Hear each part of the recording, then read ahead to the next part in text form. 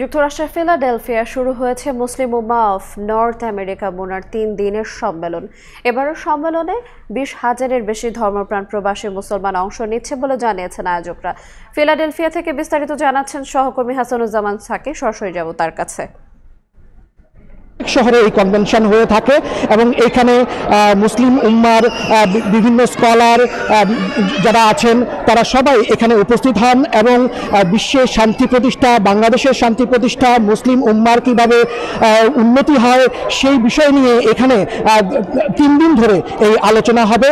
এই যে কনভেনশন, সেই কনভেনশনের মিডিয়া কমিটির চেয়ারম্যান আনিসুল রহমান গাজী, তার সঙ্গে আমি প্রথমে একটু কথা বলছি। একটু কাছাকাছি আসবেন, একটু জানাবেন যে আজকে তো শুরুর দিনে আপনাদের অনুষ্ঠান কেমন যাচ্ছে?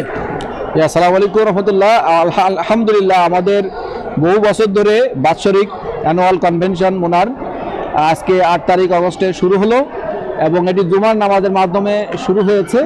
আলহামদুলিল্লাহ, আজকে আমাদের অধিকাংশ ভাই বোনেরা চলে এসেছে। আমরা আগামীকাল সকাল নাগাদ আমরা মনে করি ২০,০০০-এরও বেশি মানুষ ভাই বোনেরা এখানে উপস্থিত হবেন এবং মুনা একটি নন পলিটিক্যাল একটা সোশ্যাল অর্গানাইজেশন, দাওয়া অর্গানাইজেশন, ইসলামিক দাওয়া অর্গানাইজেশন। এটা এখানে কাজ করছে মেনলি ইসলামী নৈতিক শিক্ষা দেওয়ার জন্য, যাতে করে আমরা ব্যক্তি গঠন, সমাজ গঠন এবং পরিবার গঠনের জন্য নিজেদের এই কাজটাকে জারি রাখতে পারি ইনশাআল্লাহ। তো এটা আমরা রবিবার পর্যন্ত এটি চলবে। জি, আরো 2 দিন কিন্তু চলবে। আমি এই আয়োজনে আরো একজন কুইন্স পার্টের একজন নেতৃস্থানীয় ব্যক্তি, উনিও মিডিয়া কমিটিতে আছেন, সাংবাদিক মমিন মজুমদার, একটু বলবেন আজকে প্রথম দিনের আয়োজন কেমন হলো? যে আলহামদুলিল্লাহ, আজকে খুব চমৎকার আয়োজন। সে জুমার পর থেকে এই পর্যন্ত 10:30 পর্যন্ত একাধারে প্রোগ্রাম চলছে। আলোচনা, ইসলামিক আলোচনা, ইউথদের আলাদা, এরপরে মহিলাদের আলাদা, ইয়ং সিস্টারদের আলাদা, সকলের আলাদা আলাদা প্রোগ্রাম হচ্ছে। এই প্রোগ্রাম আগামীতে রবিবার পর্যন্ত চলবে। আমরা আশা করি আগামীকালকে আরও ব্যাপক আকার হবে, সারাদিন ব্যাপী প্রোগ্রাম চলবে।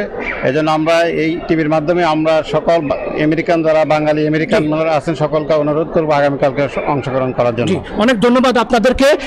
আজকে প্রথম দিনের আয়োজন প্রায় শেষ পর্যায়ে। আগামী 2 দিন এই আয়োজন চলবে এবং যেটি বলছেন আয়োজকরা, 20,000-এরও বেশি বাংলাদেশি, বিশেষ করে মুসলমানরা, তারা এই আয়োজনে কিন্তু সম্পৃক্ত হয়েছেন। এই ছিল আমার কাছে মুনা কনভেনশনের আজকে শেষ দিনের মতো খবর। হাসানুজ্জামান সাকি, সময় সংবাদ, ফিলাডেলফিয়া সেন্টার, পেনসিলভেনিয়া, যুক্তরাষ্ট্র। আমরা সরাসরি যুক্ত ছিলাম যুক্তরাষ্ট্রের ফিলাডেলফিয়া থেকে।